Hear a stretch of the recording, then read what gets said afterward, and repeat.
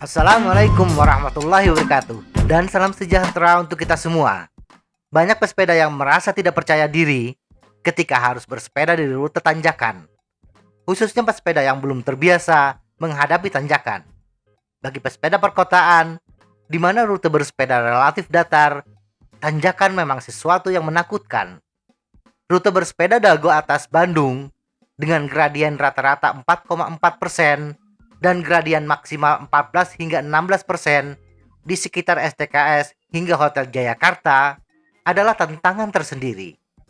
Tetapi sebenarnya, jalur tersebut tidaklah sesulit jalan datar, bahkan bagi pesepeda rekreasi. Sebelum berkomentar, harap tuntaskan dahulu menonton keseluruhan video ini. Karena klaim bahwa bersepeda di tanjakan semudah bersepeda di jalan datar ada batasannya. Harus diakui bahwa tanjakan seringkali terasa lebih sulit, dan akan kita bahas kenapa itu terjadi.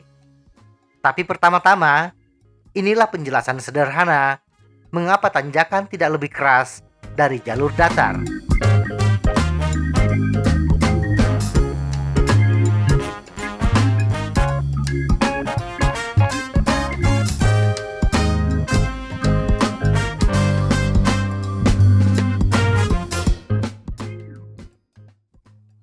Penjelasan sederhana. Berat ringannya kayuhan bergantung kepada power yang dikeluarkan. Semakin besar power yang harus dikerahkan, maka kita merasa bahwa kayuhan semakin berat. Tetapi sepanjang power sama, putaran pedal atau cadence sama, detak jantung sama, maka jumlah oksigen yang dibutuhkan pun sama. Dan berat ringannya kayuhan yang dirasakan pun sama. Tidak peduli apakah itu datar atau di jalur tanjakan.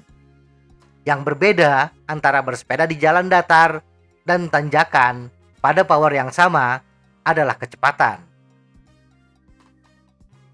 Batasan klaim. Jelas bahwa klaim bersepeda di jalan datar dan tanjakan sama hanya bisa dilakukan pada kondisi tertentu. Ada beberapa faktor yang membatasi klaim tersebut, yaitu gradien tanjakan, gear rasio sepeda, power to weight, dan kondisi jalan.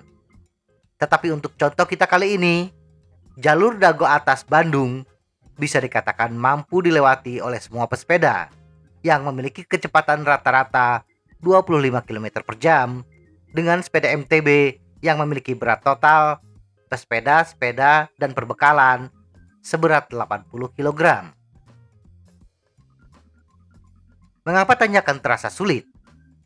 Sebelum kita membahas bagaimana menghitung potensi pendakian, ada baiknya kita pahami terlebih dahulu kenapa tanjakan terkadang terasa lebih sulit.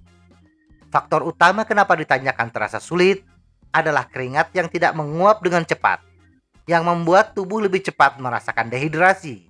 Penguatan yang lambat ini karena kecepatan sepeda yang lambat. Berbeda bila kita bersepeda di jalur datar dengan power yang sama, laju sepeda bisa lebih cepat, sehingga keringat akan lebih cepat menguap. Faktor kedua adalah psikologis. Mendengar bersepeda di tanjakan, bagi sebagian pesepeda, sudah merupakan beban psikologis. Bersepeda dengan mental yang tidak menunjang akan terasa berat. Faktor ketiga adalah freewheeling. Bila freewheeling di jalan datar, sepeda masih bisa meluncur dengan kencang. Tetapi di tanjakan, freewheeling menyebabkan kecepatan berkurang secara drastis akibat gaya tarik gravitasi. Nah, upaya untuk meraih kecepatan semula di tanjakan akan membutuhkan power yang besar pula. Tetapi bila kita bisa bersepeda dengan konstan di tanjakan, maka efek freewheeling akan berkurang. Faktor selanjutnya adalah keseimbangan. Anda bisa melihat di tayangan video, ketika saya memasuki jalur STKS Hotel Jayakarta, sepeda saya tidak stabil. Menyeimbangkan sepeda pada kecepatan rendah akan terasa sulit. Setang lebar akan lebih membantu untuk keseimbangan yang lebih baik. Dan yang terakhir adalah ketidakcukupan gear rasio. Sepeda gunung dengan rentang gear rasio yang lebar terasa lebih mudah menaklukkan tanjakan. Berbeda dengan sepeda jalan raya. yang memiliki rentang gear ratio yang sempit. Untuk menempuh jalur dago atas ini, saya menggunakan sepeda federal dengan kaset Megareng 1434T dan chainring terkecil 24T dengan ban 26 kali 1,5 inci. Hanya mampu menghadapi tanjakan dengan gradien 10% ke bawah.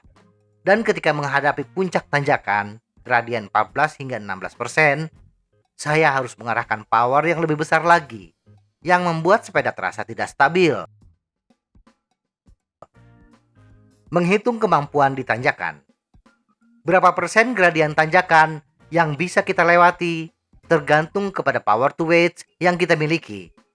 Menghitung power yang akurat harus menggunakan power meter, tetapi sayang, harganya mahal.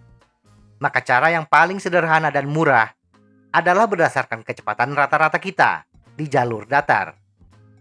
Berat badan saya 63 kg dan berat sepeda federal saya 17 kg, sehingga berat totalnya menjadi 80 kg.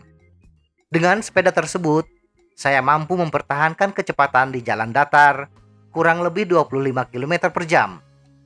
Maka berdasarkan bikekalkulator.com, power yang saya miliki kurang lebih 120 watt.